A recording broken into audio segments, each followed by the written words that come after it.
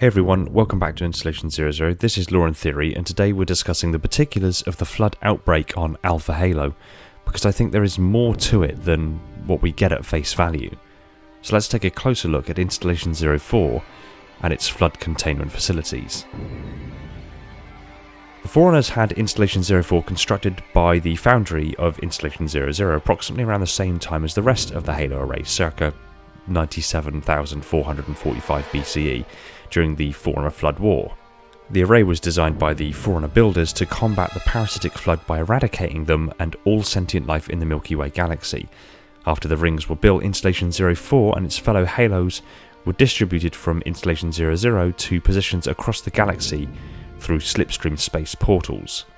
When the Isodide Act activated the array at the Forerunner Flood War's conclusion, ending the centuries-long conflict, Installation 04 was the first to fire, followed shortly after by the other 6 Halo rings. Installation 04 lay dormant for 100,000 years, with 343 Guilty Spark and his Sentinels ready to keep the flood confined in the flood containment facilities and keeping the infrastructure of the Halo in perfect working order. After eons of uneventful existence on Installation 04, 343 Guilty Spark eventually found himself bored. For his own amusement, Spark began to experiment in which he evacuated entire sections of the installation into space. According to Spark, these were experiments to measure the geologic effects of exposure to the vacuum of space and the eventual biological recovery of the evacuated sections, in order to gain insight into emergency response scenarios. Around 40,000 BCE, an unidentified alien vessel crash-landed in Sector 1215. Sometime prior to the crash, the ship started broadcasting a distress signal. After attempting to translate it, 343 Guilty Spark blocked the signal, as no communication revealing the location of any of the Halos was allowed. After no life forms exited for several days, Spark had a large sarcophagus constructed around the vessel. Between the activation of the array and the arrival of the UNSC and the Covenant, a number of spacefaring species stumbled across the installation. Although they reportedly explored the facility and recorded their findings, all of these species eventually left without breaking containment. The Covenant discovered the location of Installation 04 after the Covenant fleet of Particular Justice followed the UNSC Pillar of Autumn, which was fleeing from the fall of Reach through slipspace. The Halos are deeply ingrained into the Covenant's religious dogma, but prior to this discovery they had never actually found one. Due to the Covenant's faster slipspace capabilities, they arrived before the Pillar of Autumn. The Pillar of Autumn arrived around September 19th, 2552 and was promptly shot down by the warding Covenant ships. Shortly thereafter, the Covenant ground forces on Installation 04 accidentally unleashed the Flood from captivity. Following the activation of the Halo array at the end of the Forerunner Flood War, the Forerunners kept samples of flood contagion in flood containment facilities spread across their installations for study. During the ongoing campaign for control of Installation 04 in September 2552, the Prophet of Stewardship dispatched secondary and tertiary artifact hunting groups to what was believed to be a Forerunner's weapon cache. These teams encountered the Flood and fell silent, eventually leading the Prophet to send a fourth before Supreme Commander Thel Vadami reprimanded the Prophet for misallocation of military resources. While the upper levels were cleared, the lower levels were infested and some Sangheili commanders were lost in the process.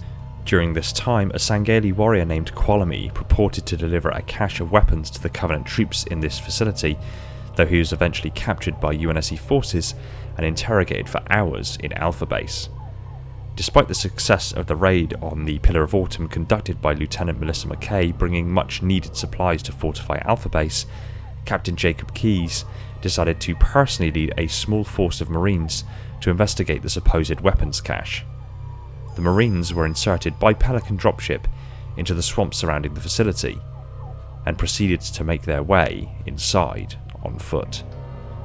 It was at this time that John 117, with Cortana providing guidance, eventually discovered a large pyramidal structure built into a cliff, on top of which was the control room.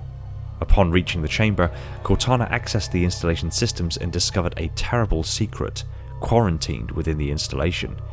Fearing for the captain's safety, she instructed Foehammer to take John 117 to head to his last known location. Pelican Victor 933 was the first Pelican dropship to arrive in the area, though crash-landed in the swamps. Fireteam Charlie, led by Staff Sergeant Avery Johnson, followed in their own Pelican soon after. Charlie exited the Pelican into the water of the swamp, with Wallace Jenkins located towards the rear of the formation. Charlie met with Captain Keyes and 2nd Squad, though the two groups later split up and made their way through the swamp independently. Jenkins and Mendoza were ordered to wait by the facility entrance for the captain to arrive while the rest of Charlie entered the structure. The captain would eventually arrive, with 2nd Squad, led by Corporal Lovick, ordered to guard the entrance. Once inside, Keyes noted that the situation of the facility was entirely different from expected. Where they had expected Covenant arms caches and guards was nothing. After exploring for 10 minutes, Charlie would stumble across the body of a dead Special Operations Sangheili, as well as many other dead Covenant troops. Unusually, the alien's chest cavity was ripped open in a manner not consistent with human weaponry. When Keyes arrived, Johnson would reaffirm that the dead aliens were not Fireteam Charlie's doing. They had been killed prior to the arrival of the UNSC. Another 5 minutes of exploring later, and the squad came across a large, locked metal door. Keyes ordered the door open, despite reluctance from the Marine and notation that the Covenant had worked pretty hard to lock the door down. Nonetheless, the Marine used a spoofer to override the door controls and allow the squad access to a large room. The team entered the room and took up defensive positions to cover the captain. Discussion among the troops was interrupted by a transmission from 2nd Squad. The squad was being attacked by an unknown organism, not Covenant in origin. Johnson ordered Mendoza to head back to their position and investigate, but a door in the room was blown open before the Marine could do so. Get your ass back up to 2nd Squad's position and find out what the hell is going on. But I don't have time for your lip, soldier. I gave you an order. Sarge, listen. What is that? Where's that coming from, Mendoza? I don't... There! Mira!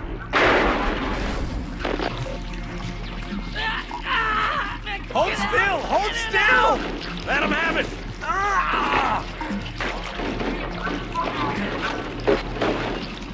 Sergeant, we're surrounded. God damn it, Jenkins! Fire your weapons! There are too many, Sarge! Don't even think about it, Marine. What is it? Rocco! Get back here, Marine! That's an order! Jenkins! It is at this stage that things got a little confusing for me. The doors the Flood infection forms came through were smashed open. These rooms were completely enclosed, self-contained rooms, and the Flood infection forms don't have the strength to break through Forerunner doors like that. Combat forms appear to, but infection forms most certainly don't. What is also peculiar is that these rooms, at least as they are suggested, are supposed to have held the infection forms for an indeterminate period of time. Where is the biomass? Why would 343 Guilty Spark store dozens of infection forms to move freely within these rooms adjoining the research facility? How did infection forms break through the doors? Well, first and foremost, as far as biomass is concerned, there isn't any. The largest form the Flood can create without a host is the infection form, and the amount of energy and biomass it requires to do that is quite high for what they are, yet these rooms have no traces of biomass. 343 quite simply wouldn't store Flood loosely in these rooms. It's a massive security risk. These rooms appear to be holding areas where individual specimens can be held before being brought out, likely in containment fields, to be examined. Yet there were literally dozens of infection forms per holding area. How did the infection forms break through the doors? They didn't. Inside these rooms, there is a small raised device on the floor. I would fathom to guess that these devices are a special and secure variant of a translocation pad. They bear a resemblance to other instances of such devices we have seen elsewhere in the lore, and it seems logical that the Flood specimens could be held elsewhere and then moved to the translocation points and moved securely into one of these sealed rooms before being brought out to be examined. So that explains both why there isn't any biomass and that 343 didn't store the infection forms in these rooms, but as for breaking through the door, well, one argument could be that a combat form could have moved through the translocation pad into the room, damaged the door enough for it to blow open, and then immediately retreat back into the translocation pad, leaving the infection forms that had amassed to do their work. At this early stage of infection, combat forms would have been extraordinarily rare and valuable assets for the nascent Flood contamination, and against prey that carried high-powered weapons, it was a better strategic choice to overwhelm them with lesser valuable and more numerous infection forms than pit the powerful but rare and valuable combat forms to the engagement. That goes a decent way to justify how the infection forms got through the doors, and also may suggest where many of the Marines' combat forms that were initially infected alongside Keyes and Johnson disappeared to. Notice the first room Chief finds, that is already open, also has a med pack placed very close to the pad on the floor. Was this placed here as bait, positioned by the Flood after absorbing the knowledge of the humans they had claimed, knowing that other injured, lost, or stranded humans would value the medpacks? Or was it simply dropped here by one of the infected who retreated back through the translocation pad? If it was the latter, it lends more credibility to these devices being translocation pads, and if it is the former, then for that trap to be sprung, the Flood would have to be watching for prey to unwittingly wander over to the medpack. And this, in and of itself, suddenly makes the level even more creepy, because it suggests that the entire time you are moving through the facility, you are being watched. Moving on, if these rooms isn't where the Flood outbreak originated, where did it? The swamp seems a slightly illogical origin point for the infection to originate. Floods seem to thrive in areas like swamps. They grow, to a degree, much like a fungus or a mould. Yet every other place that we have seen tend to utilise cold, remoteness, and other means of physical confinement to isolate Flood research facilities from other areas. So is this swamp really where the Flood containment breach happened?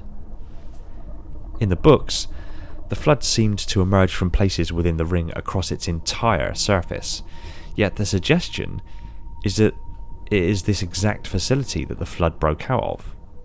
It is entirely possible that the Covenant simply found other facilities deeper within the Halo that connected to the area that we come across, and they accidentally released the Flood at these lower, deeper levels, either in the rough location of the swamp but massively below its surface, or in a much further afield, but the Flood used some of the maintenance access ways of the ring to move to other locations, and perhaps even the teleportation grid. But this still doesn't answer just what the Covenant did to release the Flood, unless it wasn't the Covenant. In the confusion at the release, maybe the Covenant reports over the BattleNet were equally chaotic, equally confused, and in actuality, the Covenant hadn't released them. The reason I say this is because it's often forgotten just what Chief was up to just a couple of levels before.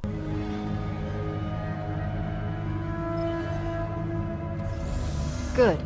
That should open the door that leads into the main shaft. Chief discovers a security system.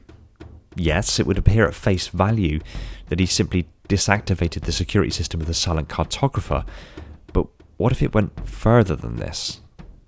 The Cartographer Island is a particularly remote facility and has no external connections to any other facilities save for the honeycomb of tunnels and chambers throughout the ring.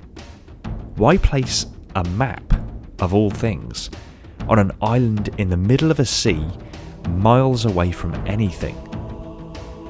Is it at all possible that Chief, in his ignorance, actually deactivated the very security systems which kept all flood containment areas sealed, thereby either allowing the Covenant access to areas they shouldn't have gone, or simply dropping the security of these areas to such a degree that the flood simply walked free?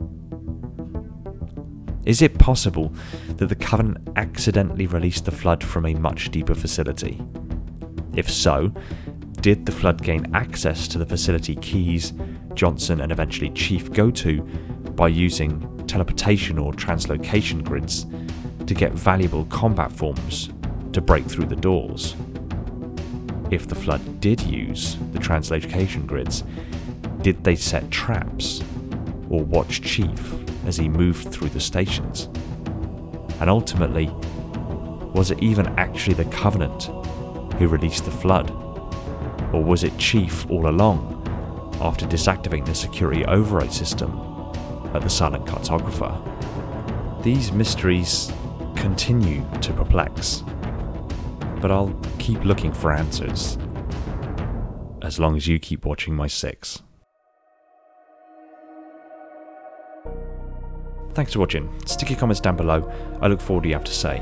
I want to give a quick shout out to my patrons: Neek, the Silent Cartographer, Sebastian, Red Sea and Darian, the holders of the mantle, Black Biscuit, J Rabbit, Austin, Kaiser, Silux, Reclaimer216, The Revanche, Wolfslim and Andre, my Reclaimers, Zach, Spesico, Spartan A498, Guppy, Josh, Bastian, Mulshar, Nightrise and Sierra G059, my Metarchs, and all the other patrons that have jumped aboard to support the channel.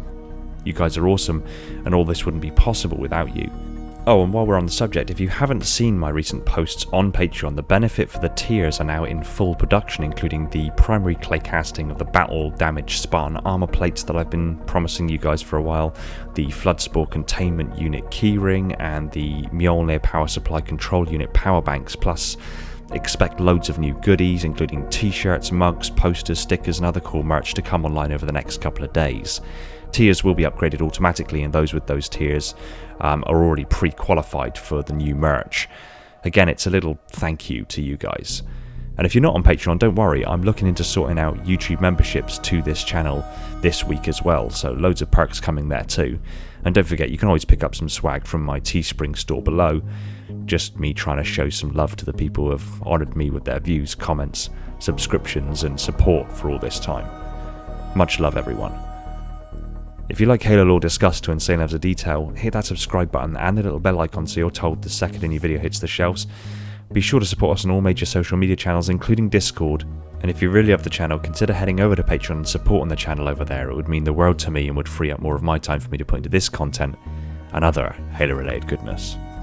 Take it easy everyone, and find peace in the domain.